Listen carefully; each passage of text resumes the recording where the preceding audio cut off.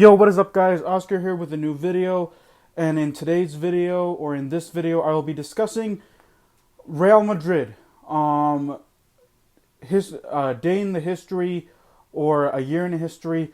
I'm going to be discussing where Real Madrid was last year, heading into the final stretch of La Liga season 2019-2020, where they ended up, what that could mean for this season, depending on if the right chips fall at the right time, if they can play their cards right. Please, if you're interested in learning about my thoughts on this, please follow through this video. If you're new to my channel, you like what you hear, you rock with me, hit that red button, give me a subscribe, hit that thumbs up button, give me a like, share, comment, and thank you for sticking with me in this video. So let's review 2019 to 2020. This is actually yesterday, and I think I forgot. I'm doing this video the day after because I wanted to discuss. I just thought of it today. Last year, this time last year, Real Madrid came off of a loss against Real Betis. Barcelona won their game. I can't remember who Barcelona beat that weekend.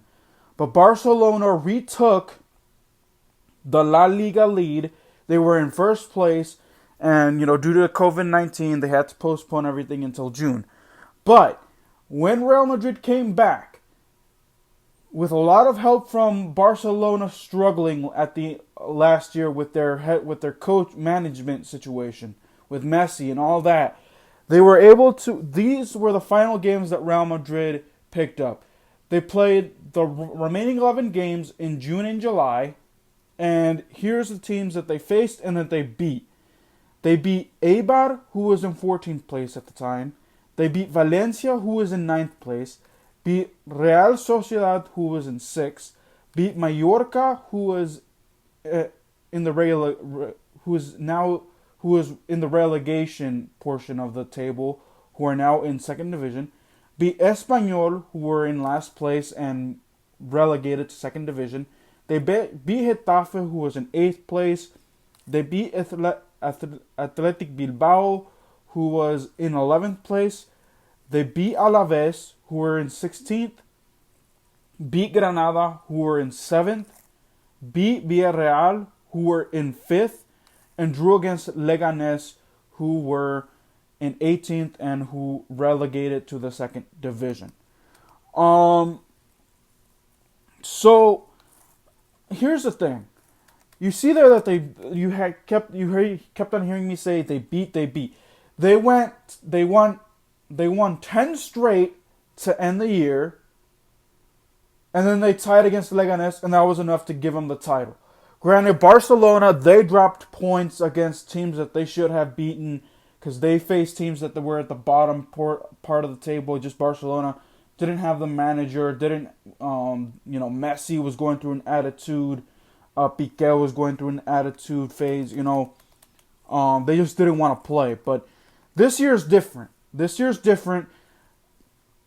But let's look at who Real Madrid has to face. This time around, though, they have to play 12 games. And funny enough, when they left, because this time last year, they lost to Betis, and everyone was saying, Barcelona, it's there for Barcelona for the taking, blah, blah, blah. Atletico de Madrid was not in the picture. Atletico Madrid was far behind. But this year, you got to add Barcelona and Atletico, who are 5 points ahead. This is why they drew yesterday, okay? They drew yesterday 1-1. At least it wasn't a loss. But Real Madrid should have needed to win this game to make this close. Because now we are in a scenario where Real Madrid is 5 points behind the league leaders in Atletico Madrid, with Atletico Madrid having one game in hand. They're going to play that this week against Athletic de Bilbao. And then they're 2 points behind Barcelona, and El Clásico is yet to be played. Because here's the thing. Last year, Real Madrid and Barcelona played the El Clásico on March 1st, and Real Madrid won it. So they didn't have to play Barcelona in that stretch. They do, however, have to play Barcelona in this stretch.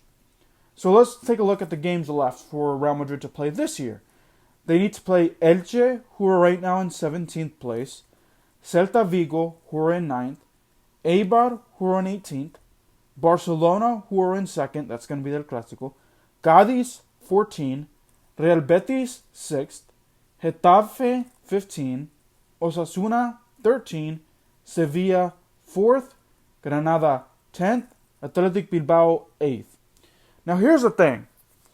The teams that Real Madrid have to play at the bottom half of the table, all those teams from 11th to 20th, or maybe even 13th to 20th, and there's a handful of them here, are fighting to stay alive from getting relegated back to second division.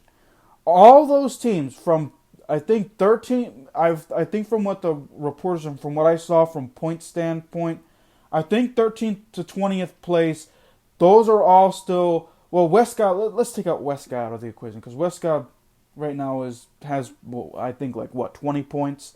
So let's take them out. Let's say 12th to 19th, okay? 12th to 19th place. Those teams are fighting to stay out of relegation. So they got something to play for.